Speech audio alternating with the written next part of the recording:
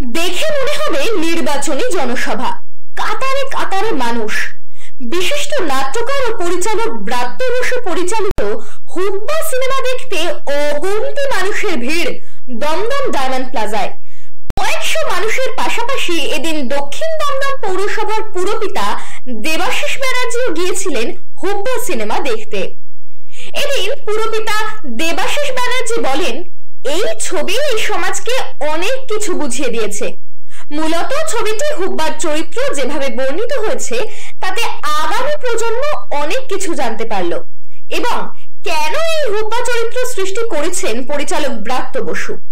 না পাওয়া, অশিক্ষার মতো কারণ দায়ী একজন হুব্বা সৃষ্টিতে।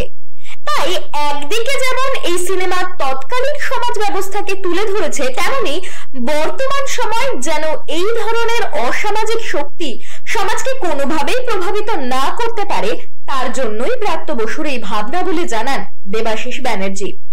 তিনি জানান, শিক্ষামন্ত্রী হিসেবে ব্রাত্য বসুর উদ্যোগে এলাকার শিক্ষার্থীরা জীবনের লক্ষ্যে অনেক ধাপে গিয়ে, তাই এই ছবি যথেষ্ট তাৎপর্যপূর্ণ। তিনি নিজেও খুব খুশি এই ছবি দেখে, পাশাপাশি এদিন ছবি দেখে উচ্ছ্বসিত দর্শকরাও।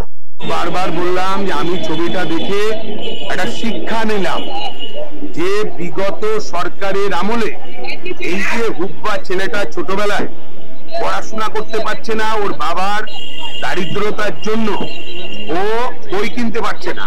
ওর স্কুলে যাওয়ার ইচ্ছে ছিল না তা না, ও স্কুলে যেত, কিন্তু হেডমাস্টার মশাই ওকে, স্কুলের টিচার ওকে বের করে দিচ্ছে। কেন?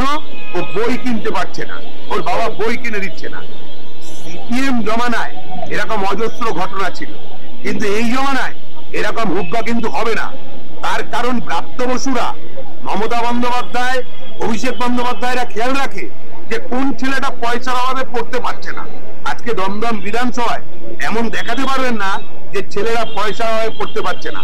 কাউন্সিলররা পাশে দাঁড়াচ্ছে, এমনকি ব্রাত্য বসু শিক্ষামন্ত্রী সে পাশে দাঁড়াচ্ছে, যাতে এরকম হুব্বা তৈরি না হয়। এরকম হাতকাটা দিলীপ, পলাশ, পিনাকি, বুলটন এরা তৈরি না হয়। তাই এটাই কিন্তু তিনি বোঝাতে চেয়েছেন, একটা ভালো মেসেজ সমাজে দিতে চেয়েছেন। আমাদের আগামী প্রজন্ম যাতে বুঝতে পারে যে বিগত দিনগুলো কত খারাপ ছিল, সেটা বোঝানোর জন্যই এটা। এই ছবিটা তো ম্যাক্সিমাম আর্টিস্টই যারা রয়েছেন অভিনয় করলেন এবং মেকআপ করলেন, সঙ্গে এডিটিং এর ক্ষেত্রে অভ্র দাশগুপ্ত, প্রত্যেকে পৃথ্বীশ রানা, প্রত্যেকেই থিয়েটার ব্যাকগ্রাউন্ডে, লোকাদা নিজে থিয়েটার ব্যাকগ্রাউন্ড, মুশারফ করিম নিজে থিয়েটার, প্রত্যেকেই মোটামুটি এখানে থিয়েটার ব্যাকগ্রাউন্ডের মানুষজন এখানে কাজ করেছে। ফলে অভিনয় যারা করেছেন তারা তো থিয়েটারের লোক। মেকআপ আমি সুদীপ সিনহাকে দেখলাম, যে সুদীপ সিনহাও খুব ছোট ক্যারেক্টারে অভিনয় করেছেন। থিয়েটার মানুষকে প্রভাবিত তো অবশ্যই করে। আমি আবার সেই উইঙ্কেল টুইঙ্কেলের কথা বলবো। উইঙ্কেল টুইঙ্কেলের সময় থেকেই থিয়েটার কিন্তু ব্রাত্য বসুর থিয়েটার মানুষকে প্রভাবিত করে আসছে। রুদ্র সঙ্গীতের ক্ষেত্রে কথা বলবো, আর প্রতিকটা বোমা, আপনারা এই রাজনীতির কথা বলেন, বোমাতে তো সূক্ষ্ম রাজনীতি লুকিয়ে রয়েছে, সেইটা আপনারা তো সেই সময় আপনারা বলেন না।